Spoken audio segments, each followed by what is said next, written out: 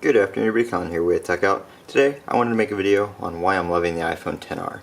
I'm coming from an iPhone XS Max, and I still have my XS Max. I still use my XS Max.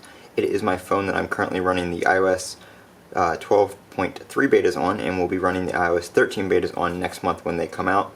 But I picked up this red iPhone XR mainly because I just wanted a second phone. And I went back away from my Samsungs and my Galaxies. I actually sold my Galaxy S10, sold my Tab S4. Just because I found myself back on iOS, mainly because of the AirPods and the Apple Watch. The way this stuff just integrates all together is just, I didn't have a Samsung ecosystem. I've always had an Apple ecosystem, and I just found it hard to leave. So I came back to iPhone, and like I said, I wanted to run betas on my XS Max, so I picked up this phone just to run on the public release. It's on 12.2 right now. And the reason I love the XR so much is, one, because of the color. I can get it in red, which is just a stunning color. The red back with the black front just looks amazing. I had a red 8 Plus, a red XR, and this is my second red XR because I sold the other one back when I was on Android phones and wasn't using it.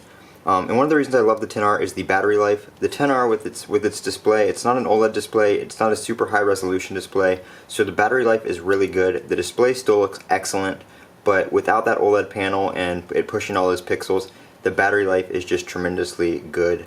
And that is the same for the speed as well. I find the iPhone XR just to run a bit smoother. I find the animations to be a bit smoother. Launching apps and stuff like that I find to be a bit smoother and more fluent than I do with the XS Max. Even though they're the same hardware, the higher resolution OLED panel just seems to take away some of the graphics capabilities of the processor and all that kind of stuff.